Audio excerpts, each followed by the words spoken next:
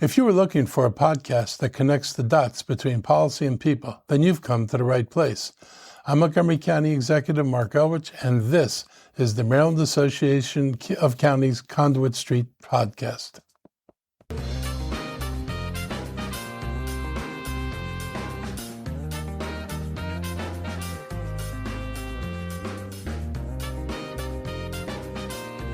All right. Good morning, everybody, and welcome to the Conduit Street Podcast. We have an action-packed episode here for you today. Joining me, we have the Michael J. Sanderson. We also have two special guests from Vanderbilt University, Professor Chris Serkin and Professor Ganesh Sitaraman. Thank you, gentlemen, for joining us. How are you? Good. Great. Thanks for having us. Nice to be here.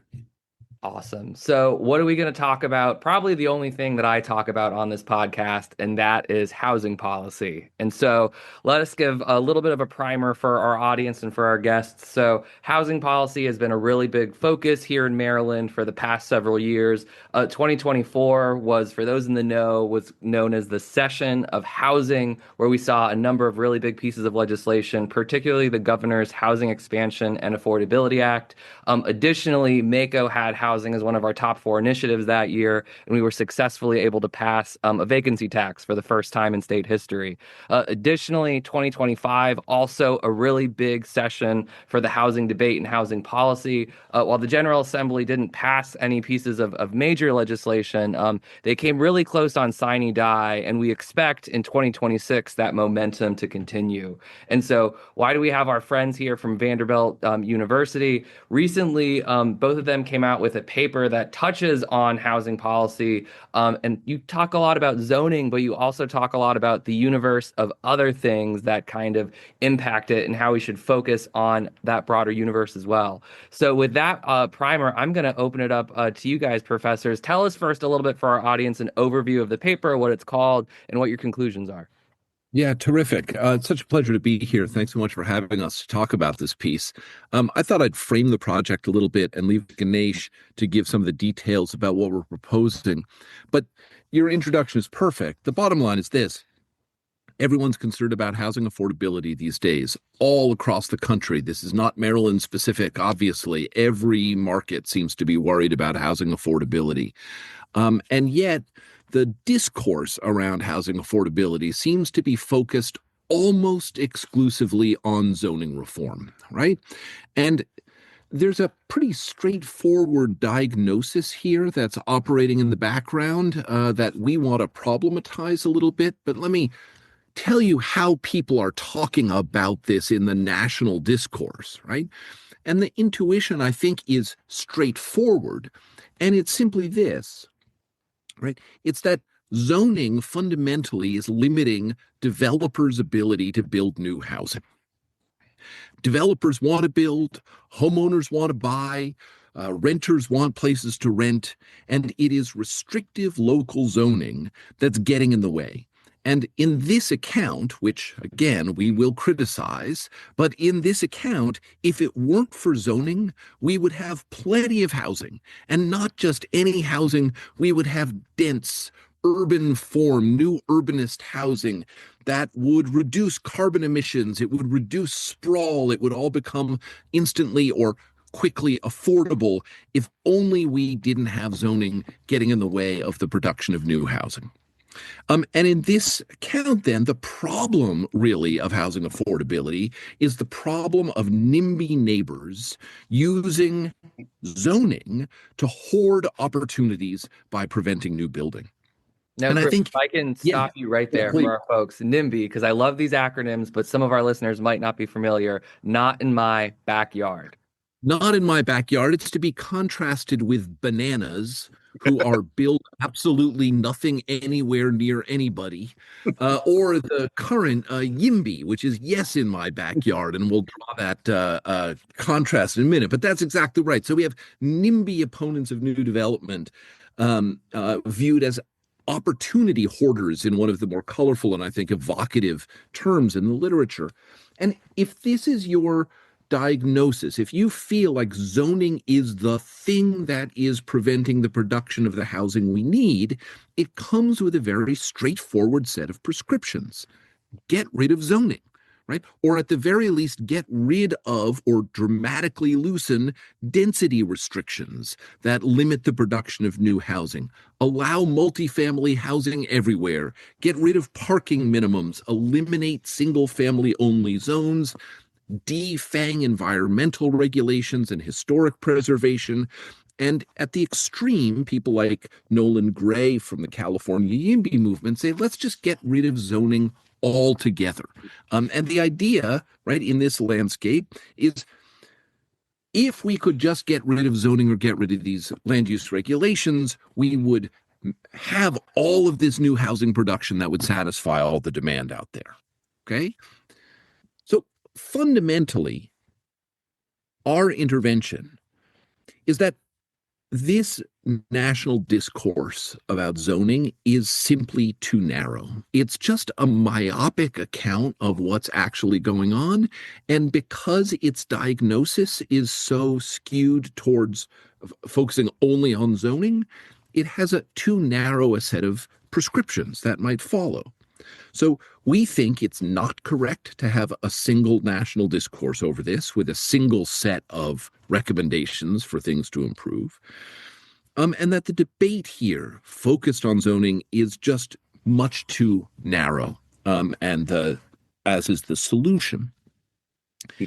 And to step back, right, if your focus is on zoning reform and on deregulating land use, I think our fundamental worry is that this is putting a lot of faith in housing markets to produce better outcomes for people, right? The idea at its core is that a deregulated or less regulated housing market will produce better outcomes. And we're just fundamentally pretty skeptical that housing markets in most places work well enough that we should take such a passive approach to getting government out of the way and letting housing developers and financiers solve our problem of housing affordability.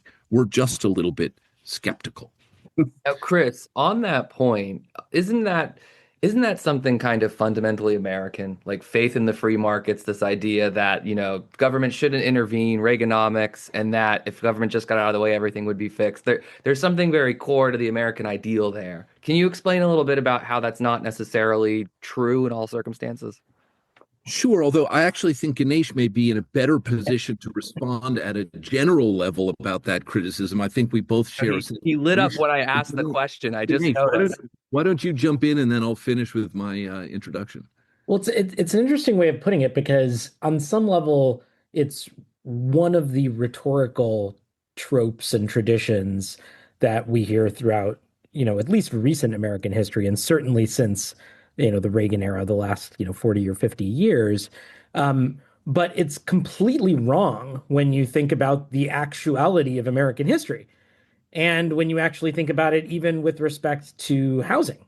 If you think about land and housing going back even to the founders, how do you get the land? It's a federal government that is purchasing it, that has armies conquering territory, that is creating spaces for states to then build. It's a whole set of policies around homestead acts and other things that are actually building the country.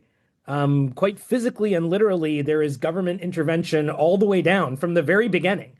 There's just not a way to talk about this in a way that doesn't have to do with government at some level, because even at the very, very beginning, you're thinking about, about a government being active and involved in territorial acquisition.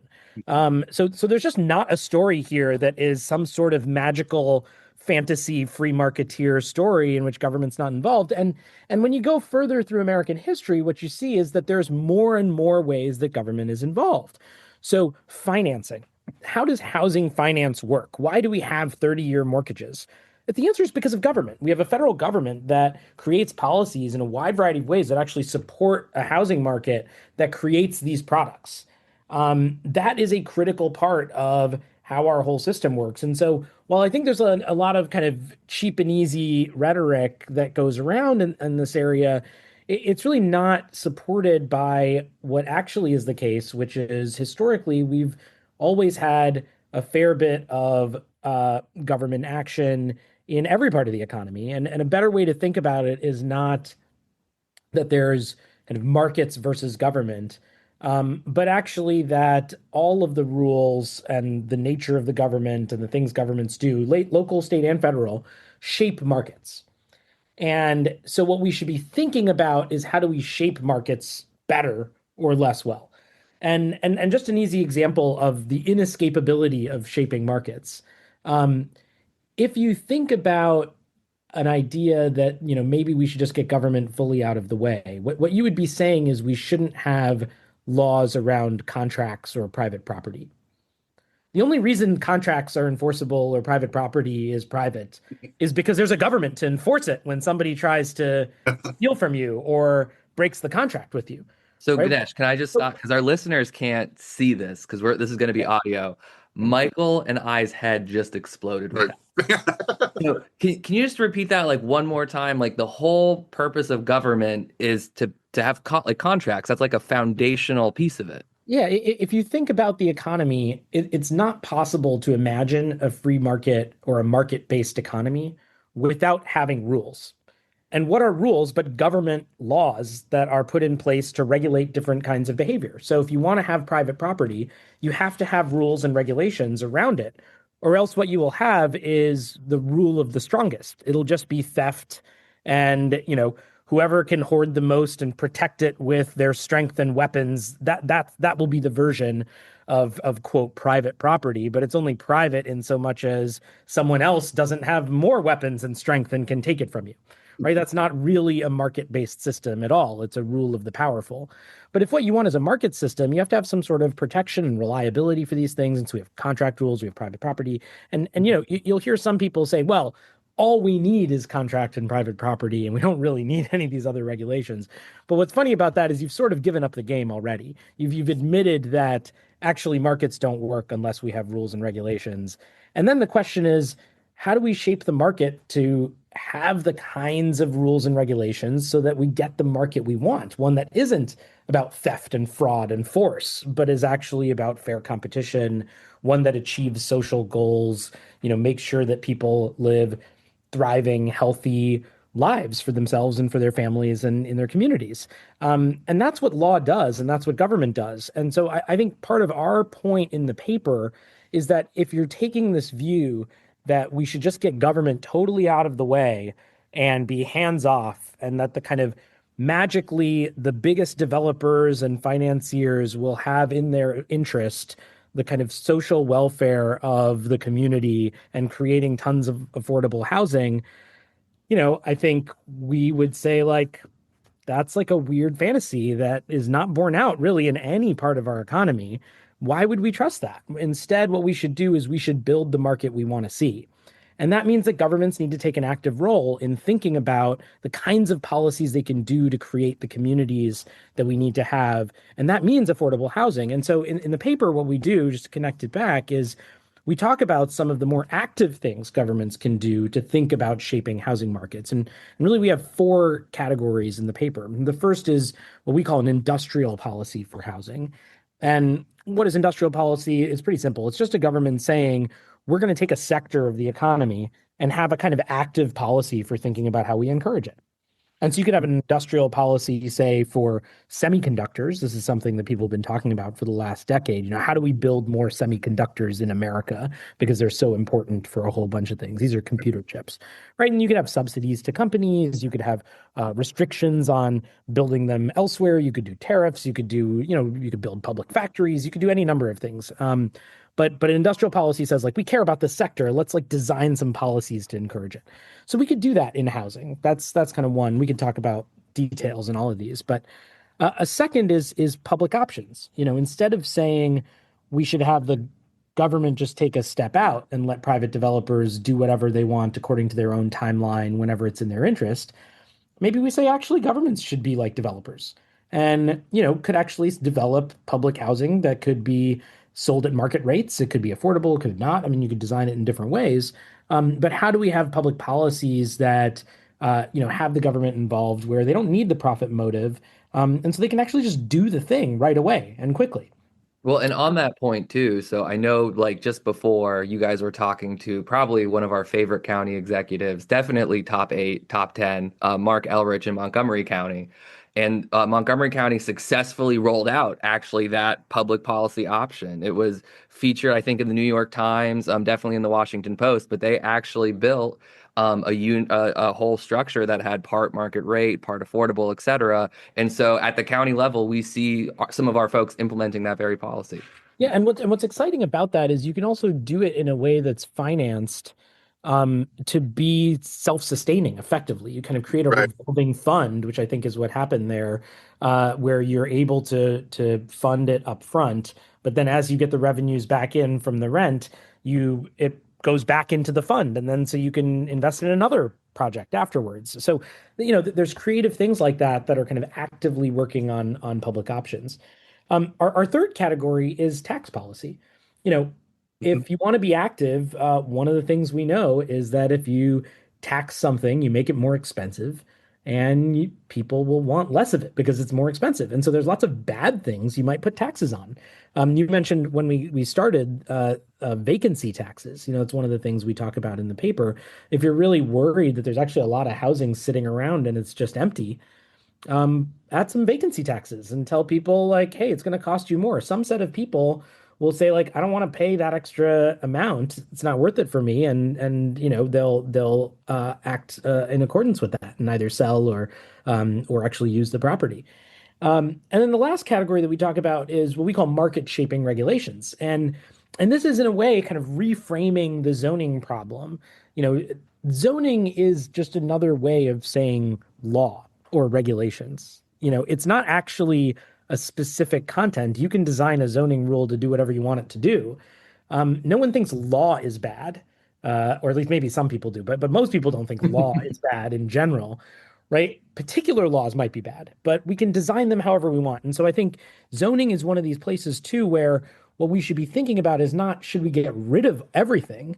Mm-hmm. It's how do we write the zoning rules or the land use regulations that achieve the kind of development we want. Now, Ganesh, that might be different in different places. And that's what's really important because geographies, topographies, everything are really different in different parts of the country. I was talking to somebody the other day about this, and we started again with this kind of usual premise that you hear a lot, which is we should get rid of all the zoning and so on. And I said, well, like, what about in places where there are hurricanes that come through a lot, and maybe you don't want a ton of new building in these areas because they're constantly flooded, or because there's landslides and mudslides, or because there's fires? What about these kind of big climate weather events? Do you really want to do more building in those places? And the person said, oh, of course not. Well, we should certainly have some rules about not doing that. Well, I said, well, that's zoning. That's land use regulation. That's the same point. So sometimes we want these things, and the question is like, how do we design them the right way? Not like, let's throw out the whole thing altogether. Now, Ganesh, on that point about designing them the right way, and I have to say, I have not read an academic paper in quite a few years, and this one actually really excited me. I really liked your segment on market shaping regulations, and I think you guys did a really good job of setting, zoning right now, we focus on you can't go above X, you can't go above Y, and it's viewed from a very kind of restrictive lens. But in the paper, you guys bring up, well, actually, what if we kind of flip that on its head and use zoning to encourage more of the outcomes? So can you kind of expand on that for our audience? Yeah, sure. I'll just give one example, and then and then I'll give a caveat after that, which is, the example is basically, one of the things you often hear is what's really bad are these minimum lot sizes. A rule that says in a certain jurisdiction, say you have to have a lot of 1 acre in size, and that means you can't build density. Right. Okay, so one way you could get rid of that is you could just say we're going to get rid of that and have no rules about lot sizes. Another thing you could do is you might say, why don't we have maximum lot sizes? In a certain area, you are not allowed to build anything where the lot is bigger than a certain amount. And so then you have to build more compact, more dense.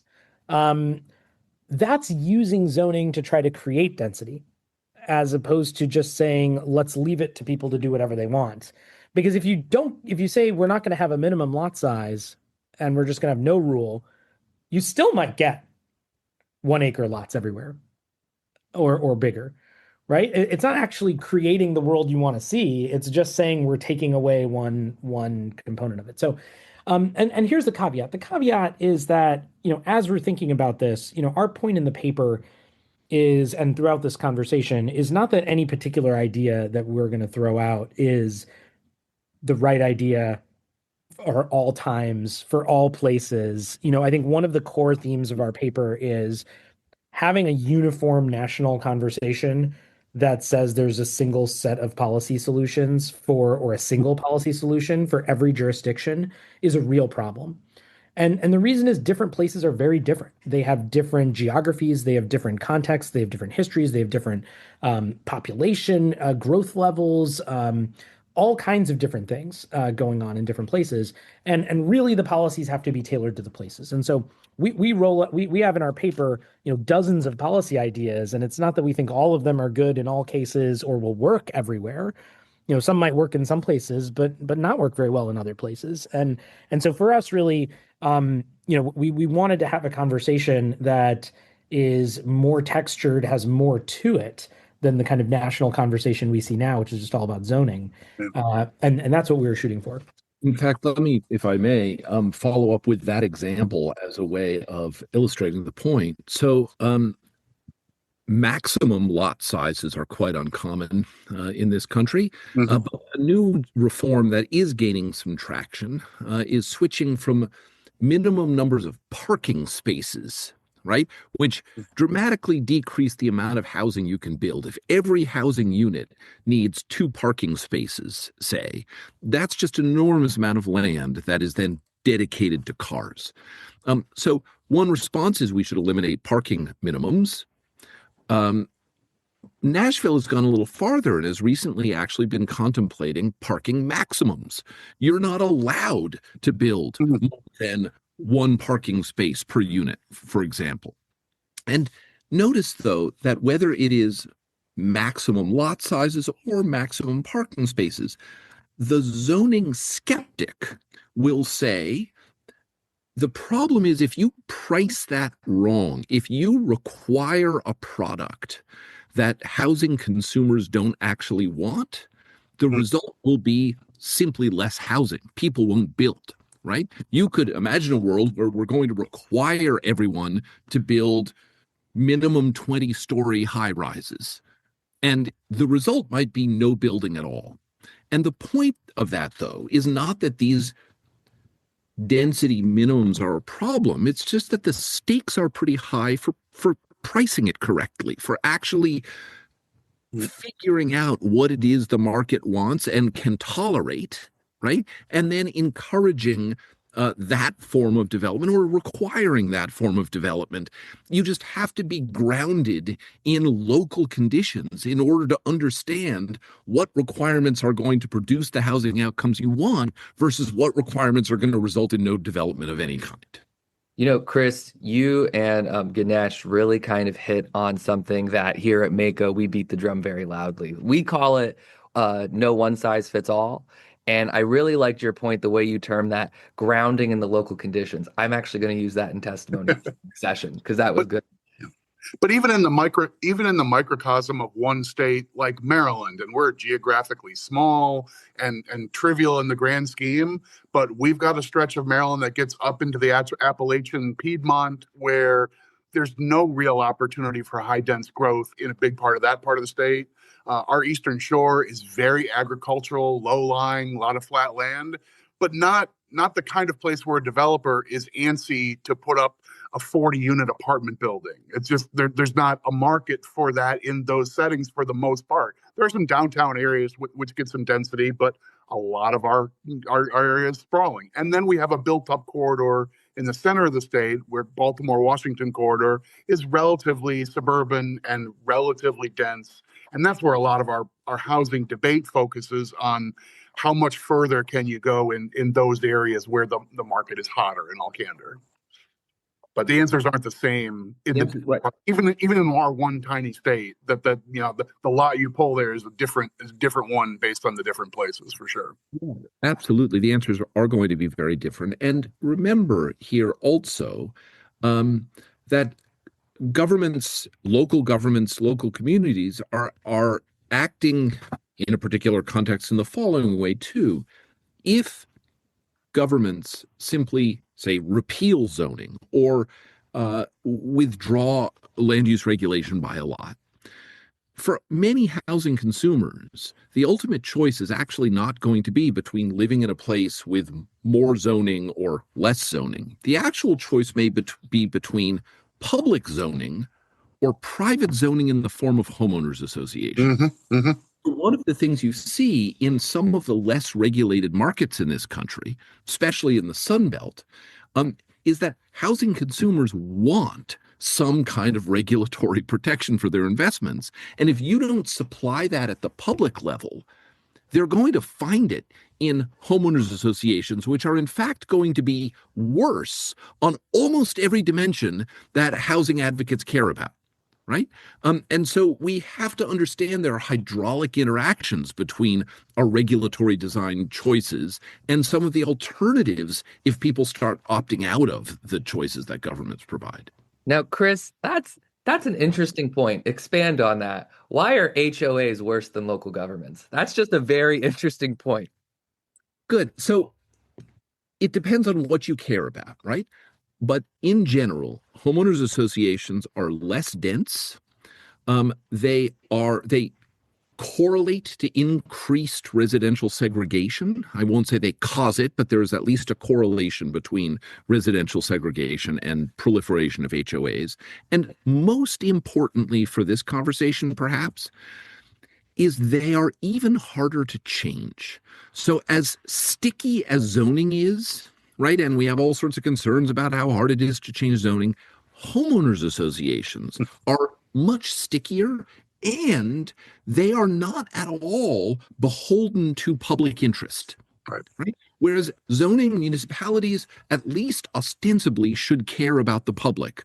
An HOA board is beholden only to the members of that HOA. So if you tell me that one of the reasons we need to increase density is to reduce, say, housing costs or reduce carbon emissions in your region, and I'm an HOA board, I may just not care about that. I might say, that's not my problem. And the fact is, it's going to be much harder to adopt the kinds of policies we need if you have to have them mediated through these private HOAs.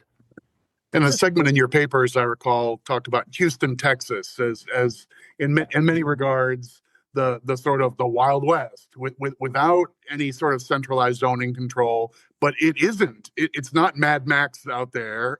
They actually have a great deal of oversight and guidance in where things get built and so forth. But it's sprouted up in these sort of unaccountable, community level things, as opposed to through a publicly accountable government. Exactly. And you can think of it this way. In a different paper called Climate Zoning, I proposed a parable of two cities. I imagine two extreme examples.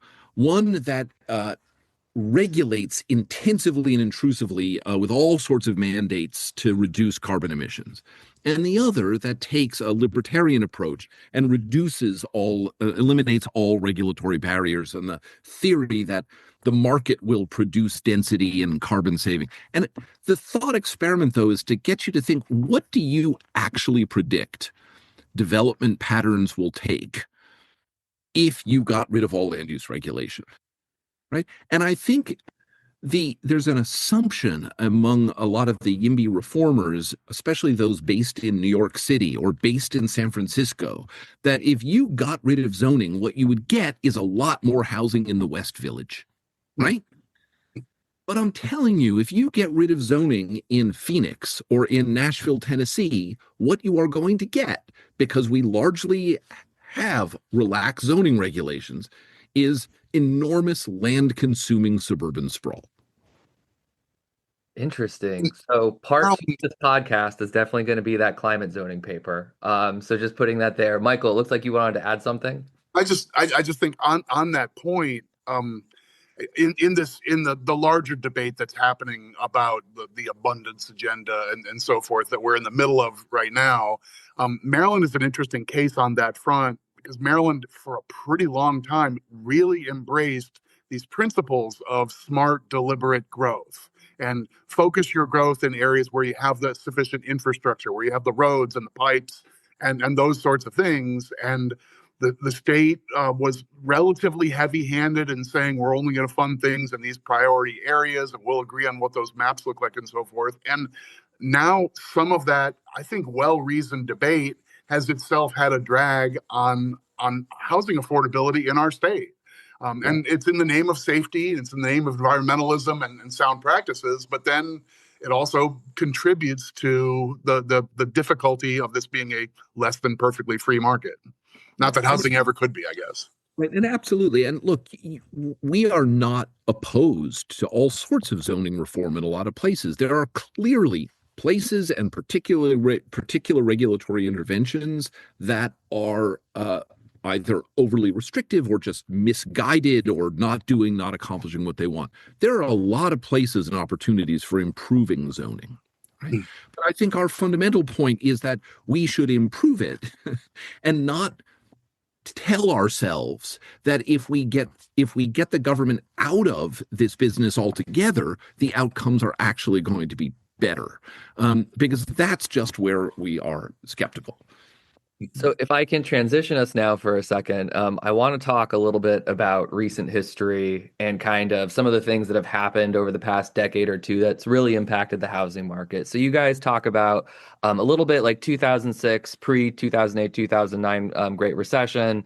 Then you kind of touch on that interregnum period between the Great Recession and COVID, and then kind of the current situation we're in. So can you guys just walk us through that timeline and your observations and some of the things that have changed in that span?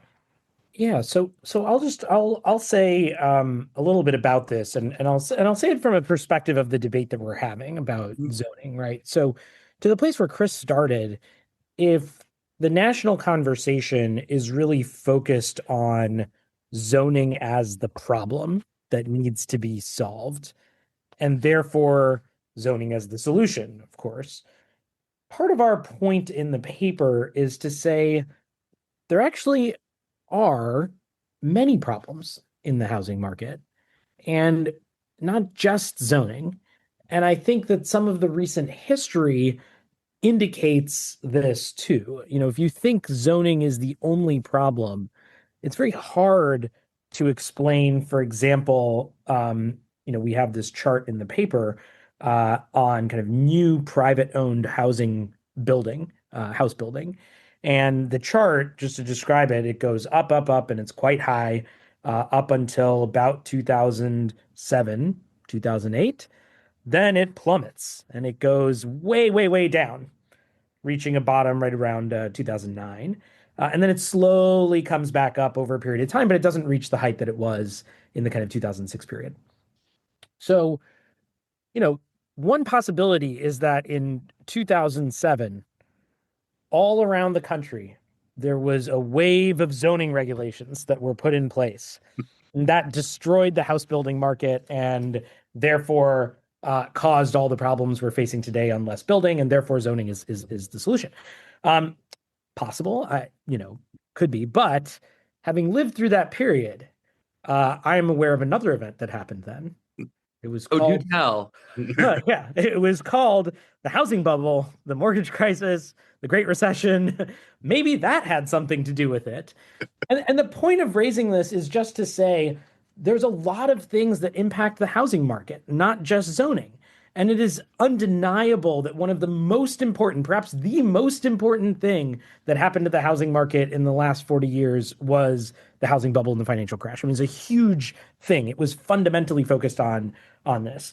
So that may have had something to do with the kind of challenges we're facing today. And there's a lot of things that came out of that. After that, we had a real reshaping of home ownership in a bunch of different ways. New regulations were put in place. The rise of investor owned properties massively increased in that period of time.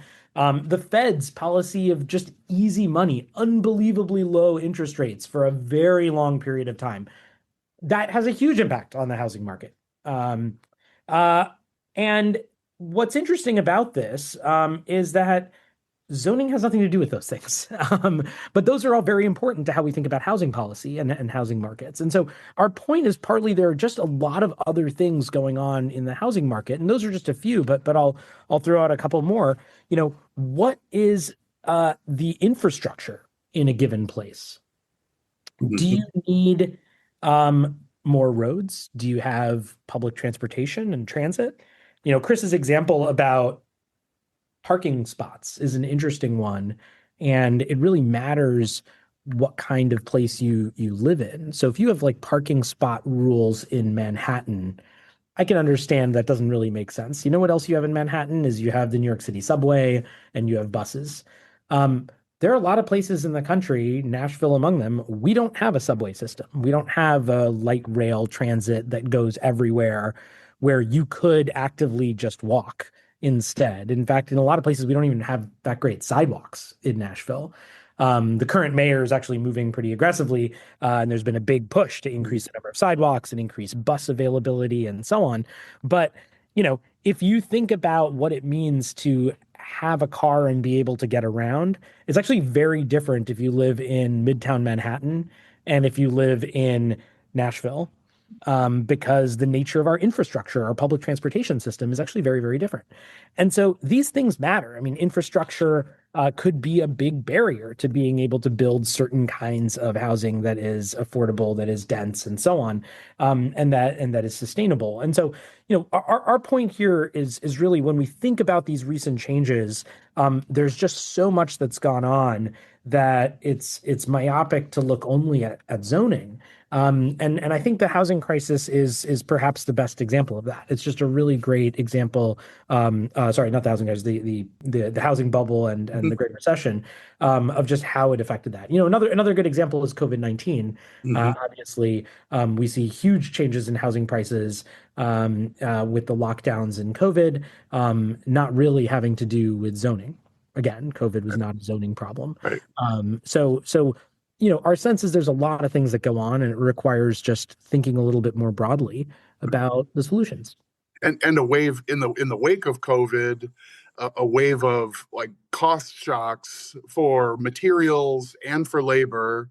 I mean, just the cost of goods sold component of any simple, invisible hand sort of market. One of the fundamentals is what does it cost to assemble the thing being sold? That was a big shock. And then because housing is largely financing driven, a big spike in interest rates, and a whole lot of people that to this day are trapped in a delicious 3% mortgage, and their ability to move from home to new home is limited by that. We're still experiencing that shock. That's and I don't know if we've ever seen anything that sharp. And that's a great point. And it's a great point to get at the broader point about housing markets, which is if the idea is that the market is just going to work itself out and it'll all work just fine if we get rid of these zoning rules. Well, what's your story about the Fed and interest rates there? Because if people are in their 3% mortgage and don't want to sell, changing zoning rules is not going to get them to sell, right? In fact, it's interest rates that are a different driver potentially for some set of those people. So I think our point here is just when you think about housing markets, there's a lot going on, and zoning is not the only part of that story.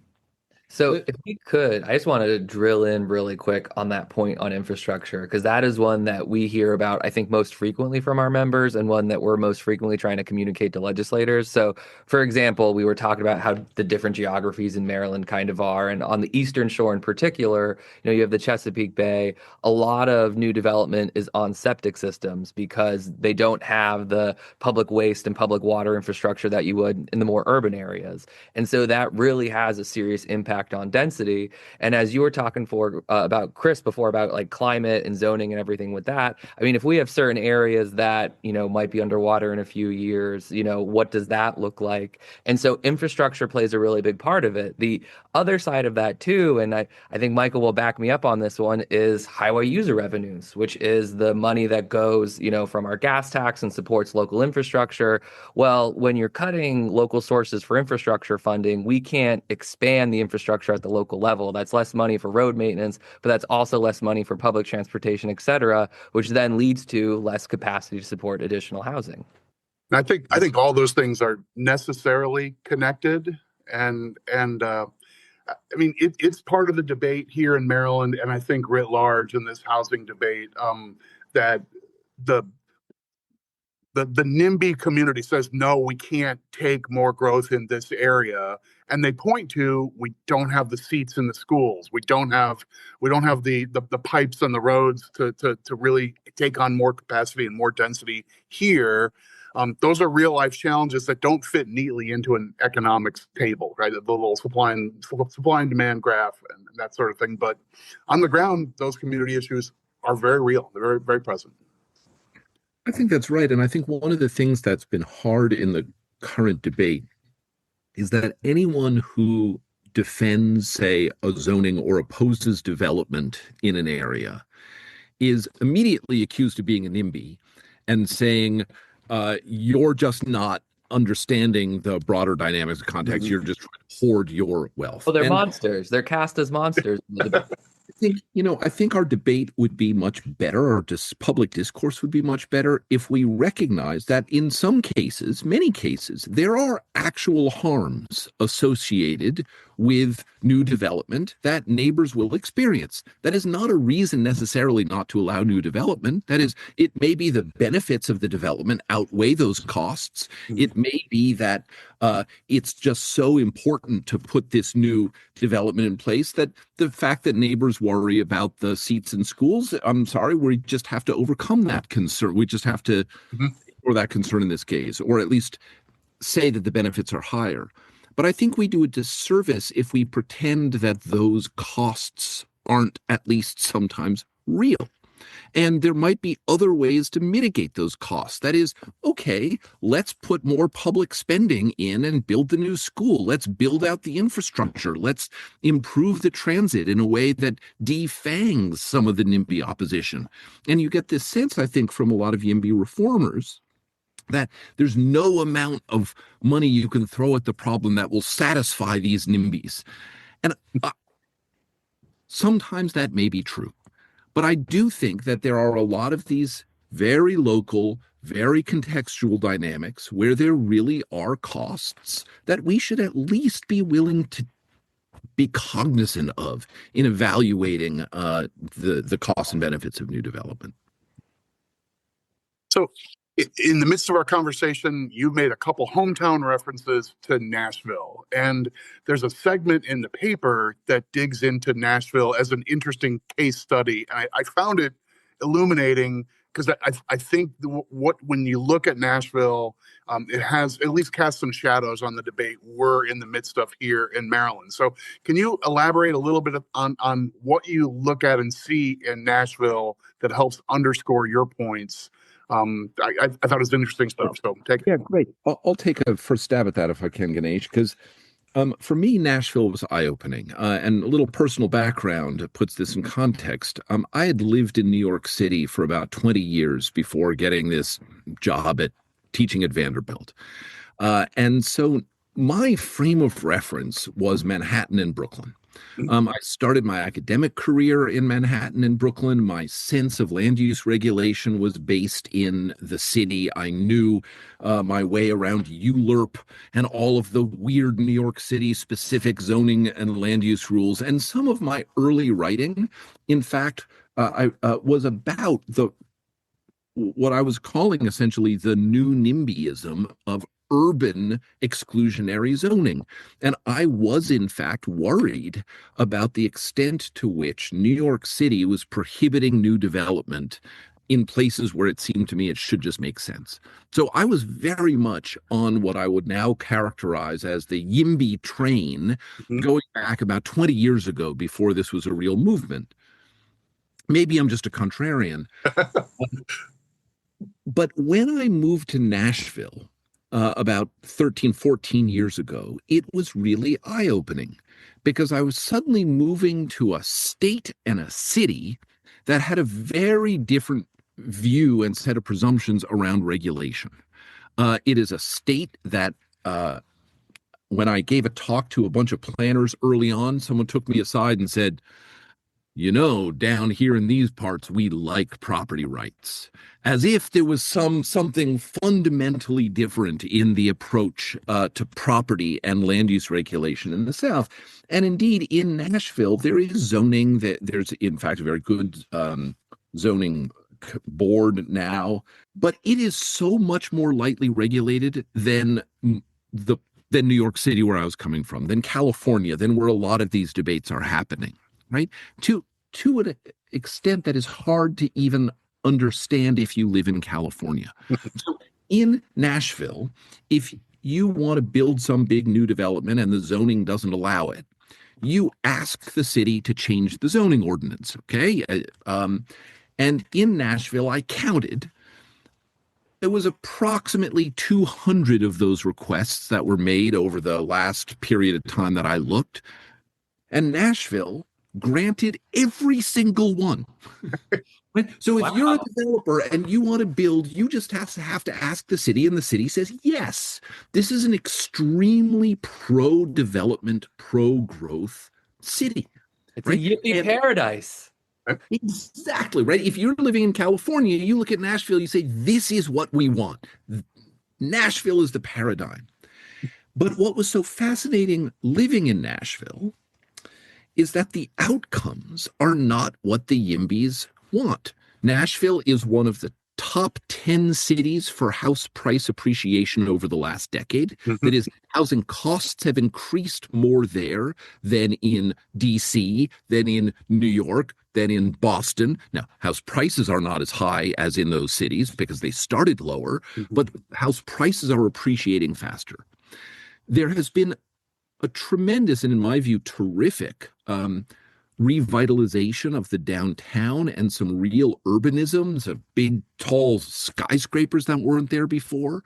But Nashville is net less dense than it was 25 years ago, because as much development has happened in the urban core, even more has happened out at the exurbs and in greenfield suburban development. What it made me realize is that I share many of the underlying concerns of YIMBY zoning reformers, but living in a place that is the YIMBY paradise that you mentioned, I'm telling you, the outcomes are not what the YIMBY reformers promise. At least they're not in Nashville. So that's not to say that some of these reforms wouldn't have really positive impacts in California, in New York City. But zoning is simply not the most meaningful constraint on development in Nashville. And frankly, it remains a little bit of a mystery to me why Nashville housing prices are as high as they are. There are no meaningful constraints on building. Why these housing dynamics are what they are. What I'll tell you, though, is it's not zoning. It's just an interesting bundle because, economists love the tiny model, and you make a few assumptions and you say, well, everything should just work perfectly and smoothly. And to the extent that it's not perfect and smooth, it must be an impurity in the market. But you've got a test case that you can literally look at over the last couple of decades, and it doesn't follow the path, and that's fascinating. We're going to put a link to your full paper in the show notes for this episode. It's an approachable write-up of these issues, and the section on Nashville, I found. I'm an absolute policy nerd, but I was edge of my seat reading about Nashville and just frothing at the mouth. It's good stuff. Very interesting. Terrific. With that, Christian Ganesh, really quick, can you just run us through, because I know in the paper, and also I think you had a supporting document that ran through kind of some policy recommendations. And again, no one size fits all, but you guys being really deep into it. And Chris, you giving us that really good kind of overview of Nashville. And it's the YIMBY paradise, but we're not seeing the outcomes we want. What are some tools that folks should at least kind of kick the tires on and consider? If you had like 5, 10, like what are the top things that you guys, think we should at least chew on? Yeah, well, let me throw out some of those, and you're right. In the academic paper, we described some of these things. We also released a related paper that we called 28 Post Neoliberal Housing Policy Ideas, Right. and that one just sort of pulls out and organizes a little bit more easily 28 different ideas. Right, it's a lot of ideas. So I'm not going to list them all, but let me just pick a few things that I think are interesting and not really enough in the conversation, some of which we've talked about already, though. So a couple of things I think are really exciting and interesting are pre-approved building designs and pattern books.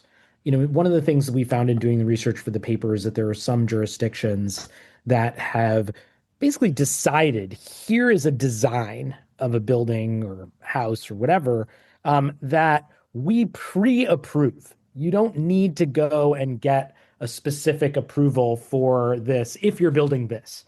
Now, if you're building other designs, custom things, you might have to get approvals of, whatever types, right? But for this one, we've looked at it. It's totally good. You don't need to get any approval.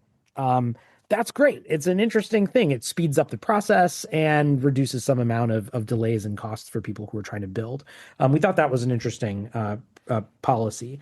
Another one is thinking about rules around modular construction and manufactured housing and what we can do more of in those areas. And this is a way to, for those who don't know, just to think about it this way.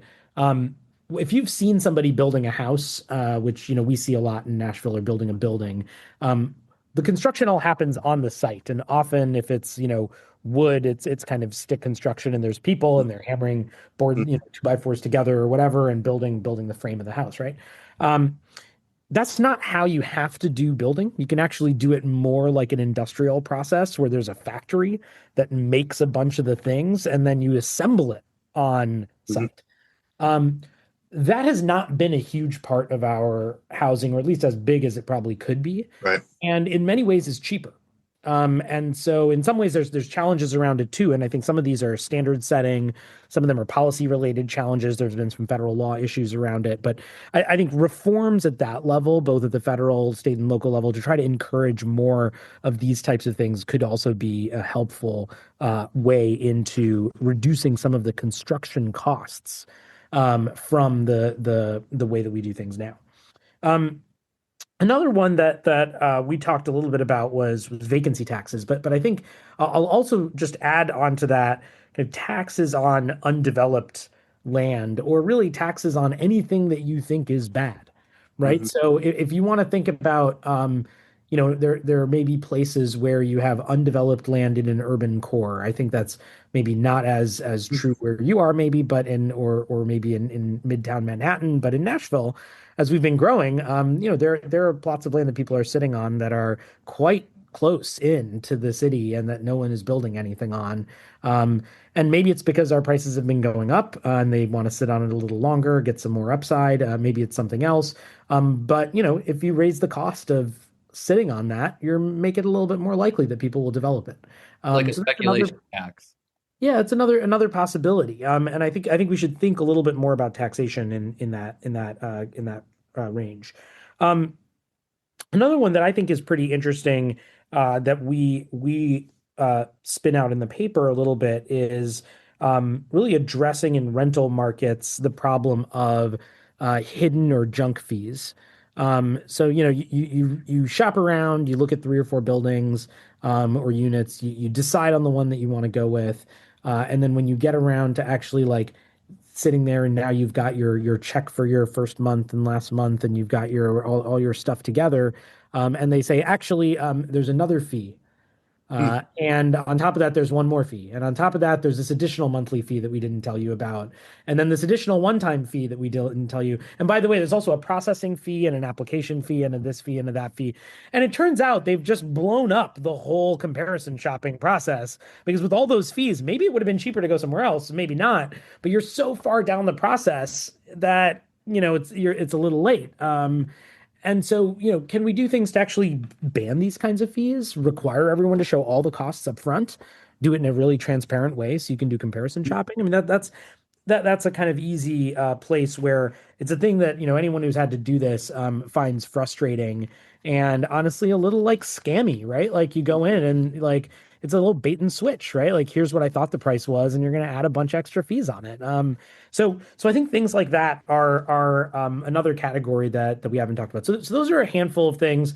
But like I said, we have this whole paper has 28 things in it. I'll let Chris pick out a few of his favorite also to highlight. So I'll highlight a couple, but first the more general point, which I think is a really interesting one. I was doing some research on one of the last really important and devastating housing crises in this country's history, and that was during World War II. So it turns out during World War II, there was a huge population shift to the industrial centers as part of the war effort, right? So all of a sudden, workers had to move to places that were producing machinery and tanks and ships and things like this. And it created enormous pressure, housing pressure in those places. And what you saw was the very same debates that are being played out today. So what you saw was developers at the time said, government, don't get involved in this. We will solve this problem if you just stay out of it. And Congress and government saying, actually, no, we need to provide for housing for this war effort. And what you saw is, unfortunately, in the beginning, Congress adopted a whole bunch of really interesting policies to produce housing. And over time, their political appetite just waned. And the developers and private interests and people concerned about the extent to which this new housing from Congress was integrating formerly segregated neighborhoods and led Congress to pull back. And guess what? Private developers did not satisfy the housing need of the war effort, right? It remained an acute problem for a long time. This should not surprise anyone.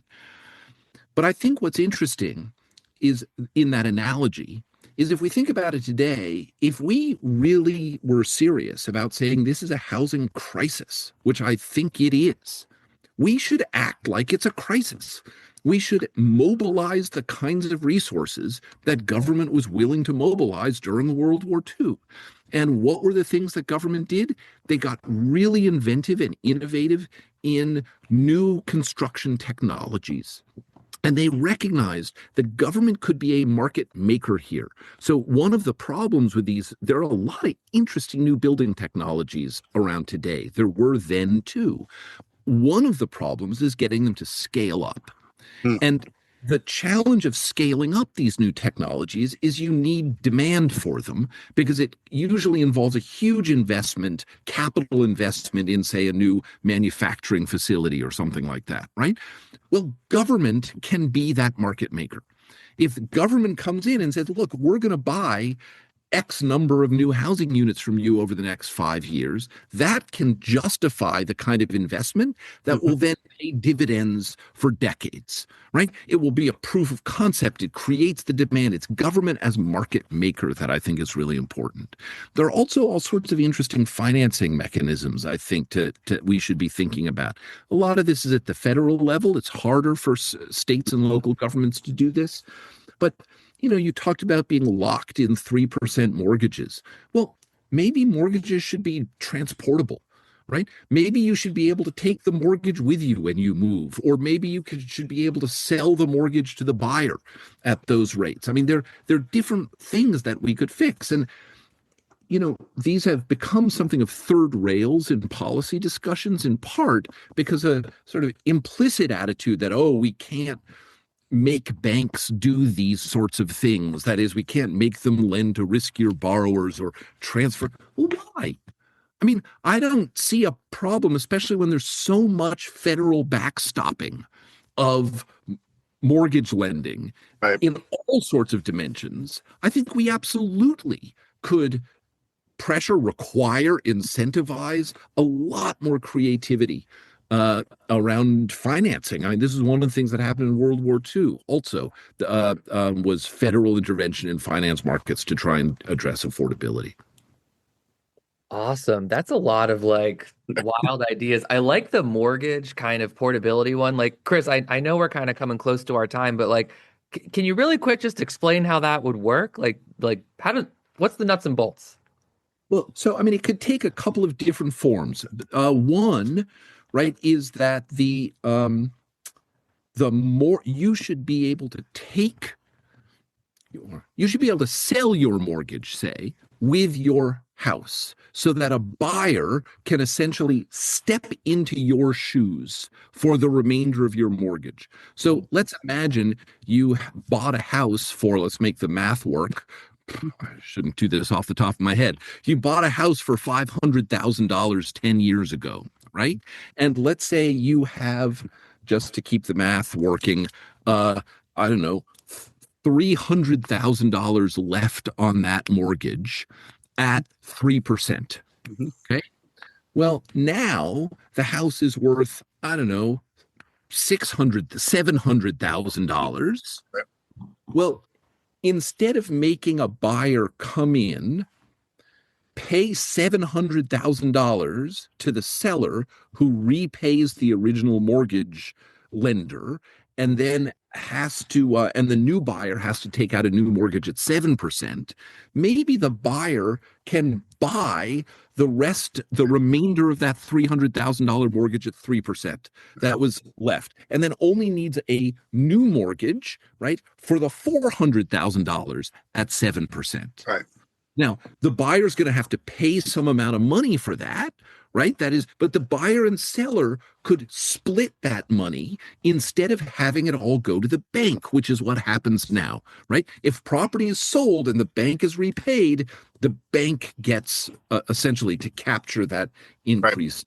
Right. And here's an important thing about that. In the case where you're doing some of these things, the bank is not really worse off.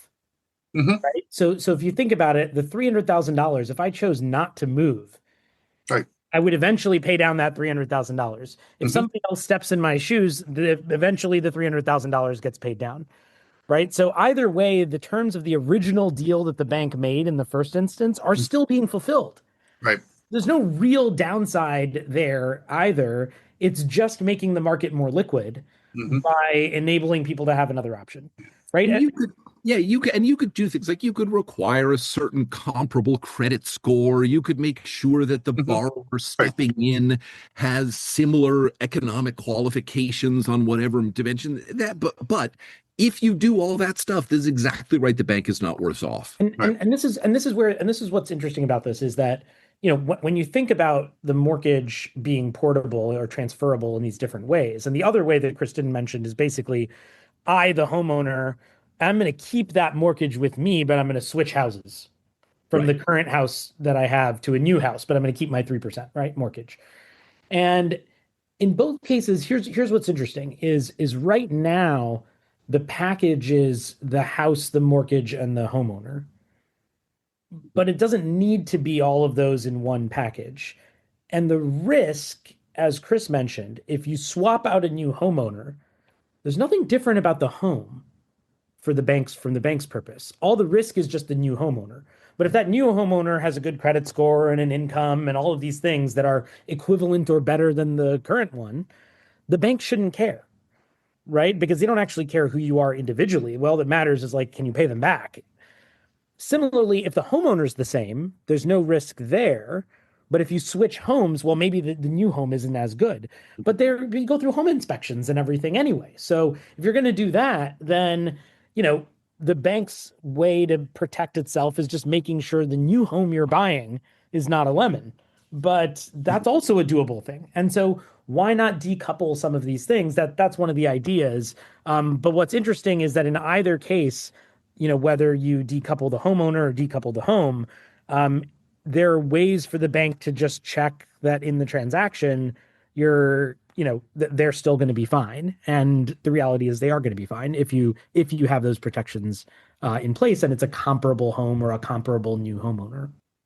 But the central idea here is there might be some lateral thinking that could take old school foundations and assumptions. We rethink some of these things. There might be innovation right in front of our noses along those lines, and another couple dozen that you've already laid out in your secondary paper, and we will link to that as well because our listeners are going to chew this stuff up. I love it. That's really put. Just there might be a lot of low-hanging fruit here if we just expanded our frame away from deregulating zoning to being a little more creative about solving these problems. So on that note, professors, I'm going to land the plane here. Do you gentlemen have, or Michael, do you have any closing thoughts for our audience before we button up? We're really, really grateful for you two to take the time to speak with us and your time and attention to these issues. It's rare that something comes from the field of academia that is so on the nose and right in the center of the debate we're in right at this moment. So grateful for your time. And this was a really great conversation. Thanks so much. Great. Thank you guys so much. It's terrific. Thanks so much for having me.